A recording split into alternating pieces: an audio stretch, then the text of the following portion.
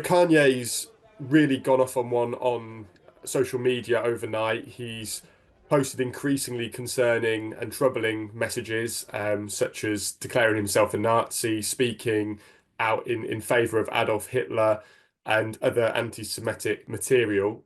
It's probably the most controversial stuff that he's come out and said, and it obviously follows the recent controversy with parading his wife Bianca Censori on the Grammys red carpet and the backlash that came with that. There was a misogyny storm that he was kind of using her as a puppet for his business and forcing her to strip off against her will. And he also, in this long stream of messages, addressed that and said how he basically owned her. However, she did want to do that and she was going along with it. And almost she should be grateful that she's with a billionaire instead of the majority of broke public. I think that's how he referred to everyone else. And why would she feel bad about acting in that way alongside him? But obviously, that kind of pales at, a little bit compared to this kind of extreme racist rhetoric that he's now pushing on there. And it's hard to say whether he's having a kind of he's unwell, having a bit of an episode, or if he's just trying to push controversy because he knows it's going to keep him in the limelight and get people talking, even for the wrong reasons. He doesn't really seem to care if people view him in a positive light anymore. He just wants people to be talking about him. Part of me thinks he feels he's too far above this for it to kind of taint him, and it's almost like a god complex of I will say what I want and I'm going to push the boundaries as far as I possibly can, and you can just watch me continue to kind of build my wealth, build my fame. Um, on the other side of the coin, there is only so much you can do. Other people have been cancelled for far, far less than this.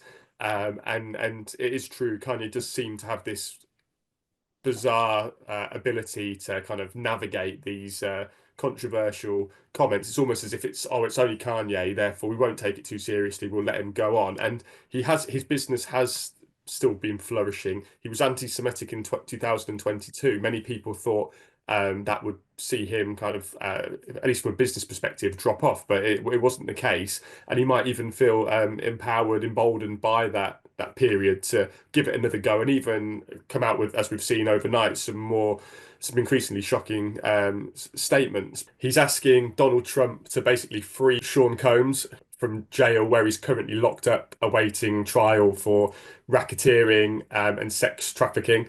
That trial is going to happen in May, so he's hoping now the new president will intervene, get him out of jail, and make him a free man. Obviously, Kanye and Donald Trump go back a few years now. He endorsed the president when he was elected first time round and was famously seen wearing the MAGA cap in the Oval Office with him. And then 4 years later, obviously, Kanye ran himself with much less success than Don, and it appears now he's kind of bringing back that friendship and calling for a favor from his old mate.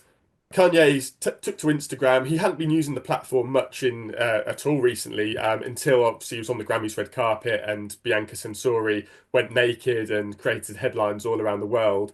He's taken to Instagram again to basically call for Puff to be freed. He said, I think it was just a simple statement, free Puffy, and then similar to directed to Donald Trump. Diddy has acknowledged the plea, and he's thanked his friend for trying to help him. And off the back of that, Kanye then promoted a clothing collaboration that he's putting out through his Yeezy label in collaboration with Sean John, Diddy's fashion brand. And he said they're going to split the profits for that 50-50, to which Diddy showed his gratitude and probably will need that money when it comes to the massive legal fees coming up later in the year. I don't think Kanye is going to have much success, really. I mean, Trump has previously praised him and called him great, but also recognised he's a complicated guy. It's well known he has mental health issues with bipolar, and his controversies are kind of growing year on year. Whilst Trump has kind of made a big impact in his first few weeks and has pardoned people from the January the 6th riot, I don't think we're going to see Diddy sprung from jail anytime soon. I think this is such a high profile case. So many elements to it. I can't see the president jumping in to free Diddy anytime soon. You can never guess what he's going to come out with next. Pretty much everything he says publicly these days is to court attention and controversy. Uh, it, he must have known that this was going to blow up, just like his other stunts have done.